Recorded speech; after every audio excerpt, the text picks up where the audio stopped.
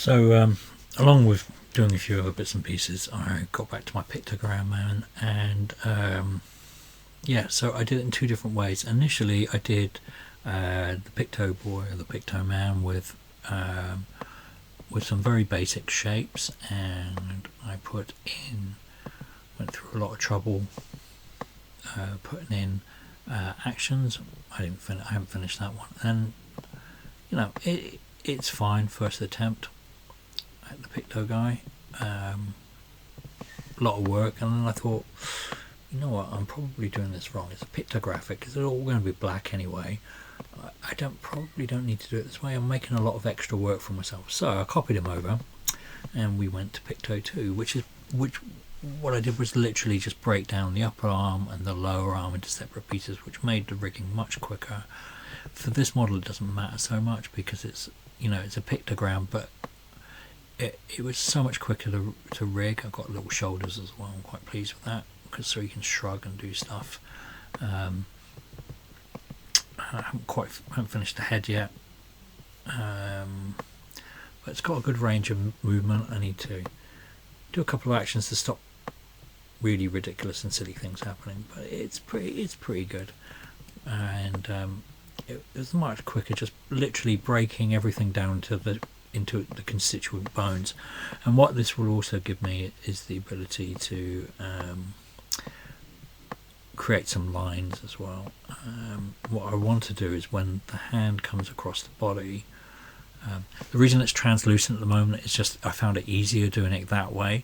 One good thing with breaking the bones, or breaking the arms actually into its constituent bones, like its upper and a lower piece, is that when they overlap, it's just easier to work on the joint, basically, is what I'm trying to say, the long-winded way round. And everything just moves very well. By the time that's black, I don't really have to worry too much about that. If this was a different kind of model, maybe, then I would go through and make some action points for here, just to sort of limit the movement. As I say, I need to do a few bits and pieces on here, restrict the movement a bit, like got to sort that out, but it was very much a quicker process. Quite happy with that. Anyway, that's I was going to post something about complaining about substance, but you know what, I'm not going to do that. I figured it out in the end, and I recorded like a big thank you and quick instructions. However, the mic wasn't not working properly, and so I might have to redo that. Anyway, that's today's little muckabout. Sorry about that. Before I interrupted myself, I was saying what I wanted to do is when the hand comes across the body, I want there to be like a white outline around here. So and maybe like a little bit on come across the forearm as well. I know how to do it.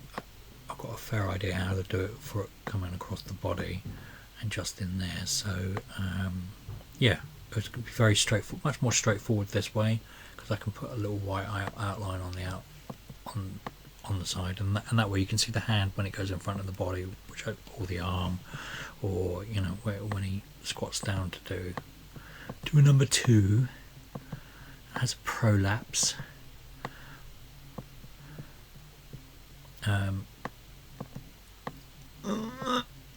He's grunting. He's sitting on the loo reading a newspaper, as he does. Anyway, it's a little bit rude, but you can see what I'm trying to do here, and I've got some ideas for the Pikto Graf man, or more specifically, health and safety guy. Da da da da da da da da da da da da da da da da da da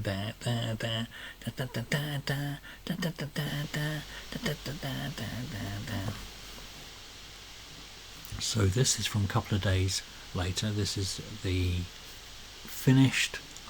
I say finished, I'm going to be adding to it anyway as we go along. Basic Pikto Graf rig.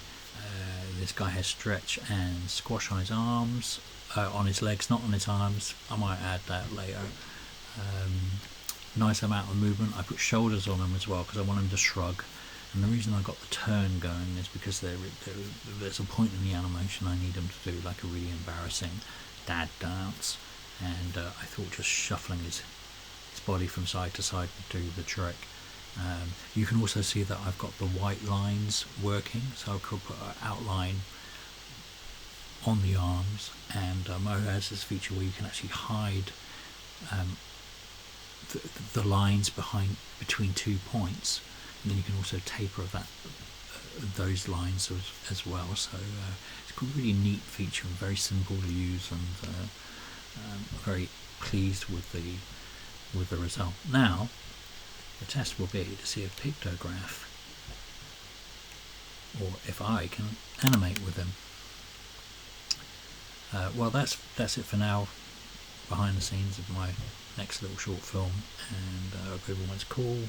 Visit the website, like, share and subscribe and all that crazy stuff, and you guys have a fantastic weekend, or whatever day it is or holiday, or whatever you are listening to this. Okay, ciao for now, bye.